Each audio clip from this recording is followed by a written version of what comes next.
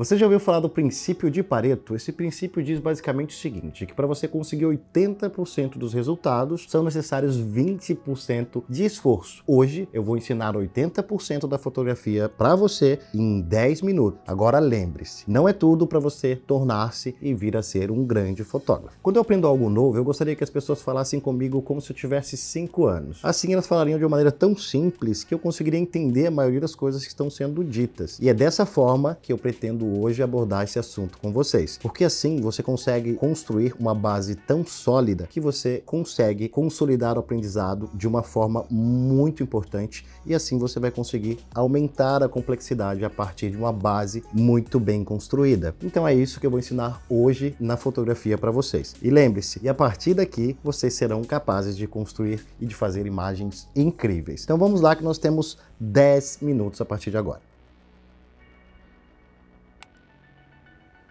E a primeira coisa que você vai precisar entender é sobre o ISO. O ISO basicamente refere-se à sensibilidade do sensor da sua câmera. Quanto maior este número, mais sensibilidade à luz terá o sensor da sua câmera. Tá, se eu aumentar a luz, eu vou ter muita luz, isso é muito bom e eu vou conseguir fazer qualquer foto em qualquer lugar. A grosso modo, sim, mas é o contrário, na verdade. Se você usar muito dessa possibilidade na sua câmera, você vai ter um outro problema. Na verdade, quanto mais você deixa sensível o sensor da sua câmera, mais você aumenta o ISO, mais ruídos e mais artefatos você consegue na sua imagem. Não é legal, dá para fazer. E como eu falei para vocês, mais sensibilidade, mais ruído. E para mostrar como isso funciona, eu fiz algumas imagens aqui. Vou mostrar para vocês agora. Esta imagem aqui, por exemplo, está com 100 de ISO, o ISO mais baixo aqui. Tem câmeras também que vão até 50. Esta outra imagem aqui está com 200 de ISO. Esta outra imagem aqui eu vou colocar 1600 de ISO. E olha, já conseguimos ver algumas granulações aqui ó, no canto da tela. Você já consegue perceber que vai deteriorando a imagem. E essa última imagem aqui com 3200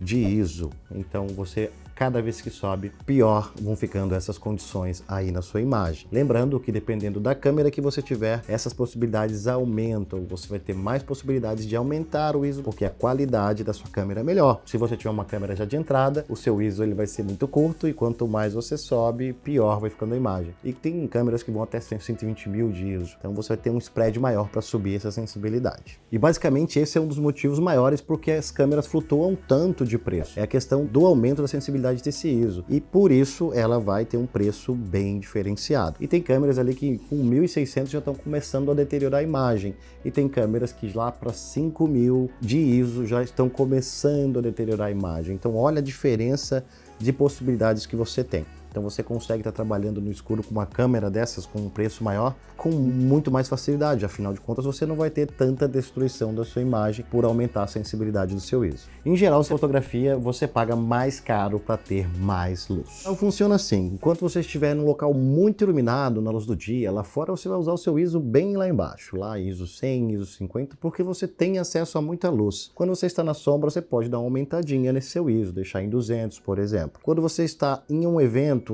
noturno, você vai precisar aumentar esse ISO aí para 800, 1200, mas lembre-se, como eu te falei, se a sua câmera já é uma câmera de entrada, uma câmera um pouco mais barata, esse aumento aí vai trazer algumas deficiências. Então lembre-se, ISO é a sensibilidade do seu sensor, você vai querer ter essa sensibilidade menor possível, então mantenha esses níveis para você garantir mais qualidade de imagem. Agora nós vamos falar da abertura do diafragma, e esse aí é simples, você realmente pode ver ele acontecendo, vou mostrar para vocês agora. Você pode ver que tem lâminas que abrem e fecham, e elas realmente fazem esse orifício ficar menor ou maior. Tem algumas câmeras, a maioria delas depende muito da sua lente, nós vamos ter essa abertura de diafragma configurada da seguinte forma, vamos chamá-las de f-stop, ou seja, você vai ter os números ali entre 1.2, por exemplo, né, e você vai para 1.4, 2.8 e assim por diante até, por exemplo, f36, no caso de algumas câmeras da Sony. E isso significa o quê? Aqui é um pouco ao contrário, quanto maior o número, por exemplo, f36 significa que vão estar menores menores, eles vão estar na menor abertura possível. Maior o número, menor a abertura. Então a gente parte desse princípio que o contrário também é verdade. Quanto menor o número, por exemplo, f1.2, maior está essa abertura, entendeu? Acredito que seja simples de entender. Eu vou colocar uma figura agora aqui para vocês verem. Tá vendo esses desenhos? Então você vê a questão aqui, né? Quanto maior essas aberturas, menor é o número do nosso f-stop, e quanto maior é o número do nosso f-stop, menor é a abertura do nosso diafragma. Basicamente é isso. E agora para essa segunda parte aqui, para eu explicar um pouquinho mais sobre a abertura do diafragma e o que ela influencia na sua fotografia, eu gostaria que você esquecesse um pouquinho essa primeira parte que eu passei, tá? Esquece por hora, porque é assim que funciona ali e isso você vai pegando com o tempo. A abertura do diafragma também é responsável por algumas coisas, pelo que nós chamamos de profundidade de campo. Não esquenta, é simples, é bem tranquilo para você entender, eu vou falar de uma forma bem lúdica aqui. Vocês estão vendo a minha câmera, correto? Quando você faz o foco aí com a sua câmera, você foca aqui na minha câmera, por exemplo. Quando você faz o foco aqui, esse foco pega aqui em linha reta. Tentem traçar uma linha imaginária na minha frente, do ponto onde você fez o foco, tá? Então você faz o foco aqui e esse foco vai ficar nesta linha. Ele não vem para trás. Então se eu tiver só um pouquinho aqui para trás, o foco está aqui e ele pega assim. Eu já estou um pouco fora de foco. Se você fizer com o diafragma em 2.8, por exemplo, porque quanto maior a abertura, mais luz entra na sua câmera, você tem mais desfoque. Sabe aqueles desfoques bonitos que vocês veem nas fotos? Então, você tem que usar esse F menor. Lembrando, recapitulando aqui, você fez o foco na câmera e eu aqui atrás vou estar aqui no cenário também. Eu não vou estar tão nítido se você estiver em 2.8. Agora, se eu quisesse que eu também aparecesse, porque eu não estou na mesma linha que a câmera está aqui e eu estou numa linha de trás. Então, como é que eu faço para colocar tudo isso em foco? Isso é a profundidade de campo. Então é simples. Você aumenta o seu F. Quando você aumenta o seu F, você fecha o seu diafragma e isso faz com que as coisas que estão nessa linha que você já focou entrem em foco também. Aumenta o seu espaço de profundidade de campo. Vamos dar um exemplo simples? Vou mostrar algumas imagens para vocês agora. Olhem essa foto, feita em f2.8 e vocês podem ver o blur, nós chamamos isso de blur, que é esse desfoque lá atrás. Olhem essa outra foto aqui, eu já fiz em 5.6, então aqui vocês já conseguem ver um pouquinho mais do ponto de foco que eu já fiz. E agora eu vou fazer em f.11, que é aí f.9, f.11, são onde você consegue mais nitidez numa cena como um todo. Se tiver várias pessoas, por exemplo, e conseguir deixar todo mundo em foco. Então, para recapitular, a abertura do diafragma é o tamanho que vai ficar o orifício na sua lente, se ele vai ficar menor ou se ele vai ficar maior. F maior, ou seja, um número de f-stop, f36, por exemplo, que é um f com um número maior, significa que o seu diafragma está fechado, está menor. Quando você está com um número menor, você está com o seu diafragma maior. Bem simples, né? E agora para esse passo, que é a velocidade do obturador. E o obturador é esse carinha que está mexendo aqui para você ver. Então a velocidade que ele se mexer vai indicar o tipo de foto que você vai ter. E como vocês viram aqui, a velocidade do obturador ela é responsável pelo congelamento da imagem ou para você deixar rastros da imagem. Vamos entender isso aqui de maneira simples. Essas velocidades partem de 1/100 milissegundos, né? 1 dividido por 200 milissegundos e assim vai. E isso vai até 1/8000. Nesse caso, você tem mais possibilidades de congelar os movimentos. Vamos entender. Com as velocidades mais baixas, aqui 1/40, por exemplo, se alguma pessoa estiver aqui fazendo uma foto e ela se mexer e você estiver com essa câmera na mão, a tremida que você der na mão, o movimento que essa pessoa fizer vai ser capturado. Ou seja, vai ficar um borrão danado na sua foto e eu acredito que você não queira isso quando você quer uma foto bem nítida. Então procure trabalhar aí com velocidades acima de 1/60 aí quando você for estar com a sua câmera na mão. Abaixo de 1/60 quando você estiver usando tripés. Então, resumindo aqui a parte de velocidade do obturador, fica simples você entender que quanto menor a velocidade do obturador, mais desfoque de movimento você vai ter. Quanto maior a velocidade do obturador,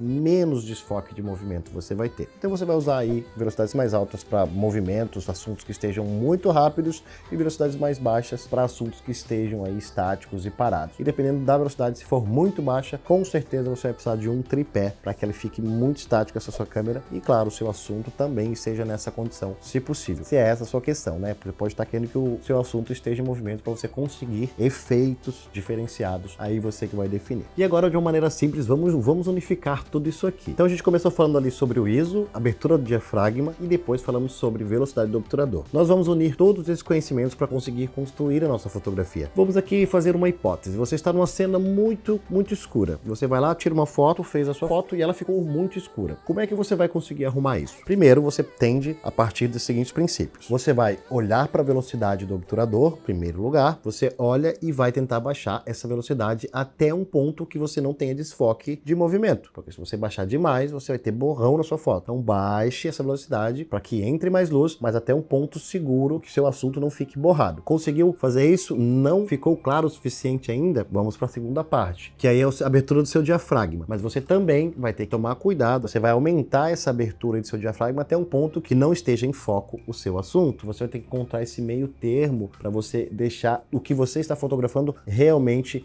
em foco, tá? Então você não pode diminuir ao ponto de que dê desfoque no seu assunto, senão você vai perder o restante da cena ali. E agora, para uma condição oposta, suponhamos que você tem uma foto muito clara. Aí você vai fazer o inverso, tá? Você vai começar a trabalhar aí com o ISO. Você começa a baixar o seu ISO o máximo que der para você ter uma imagem nitidez e qualidade, tá? Então baixou seu ISO ali, foi para 100, ok, mas ainda tá muito clara. Onde você vai mexer? Agora você vai lá para a velocidade do seu obturador, tá? A velocidade do seu obturador você vai aumentar até quando ficar ideal ali para você chegar a fotometrar a sua foto. Estão vendo ali, pessoal? Esse aqui é o fotômetro, onde está aparecendo aquele palitinho. Quando ele fica bem no meio, bem debaixo desse risquinho aqui, indica que sua foto está bem exposta. Então é isso, gente. Basicamente é simples. Terminamos aqui os 10 minutos. Claro que em 10 minutos você não vai aprender tudo que a fotografia tem para lhe mostrar. Na verdade, você vai passar uma vida lapidando isso. Na questão do seu olhar e na questão do aprimoramento aí das suas técnicas de fotografia. Cada um tem a sua, cada um vai ser rico, único, porque vê as coisas de determinada forma. Então cada um vai ter o olhar diante da vida. Eu acredito que isso está muito mais ligado à bagagem que você traz de vida, à sua história de vida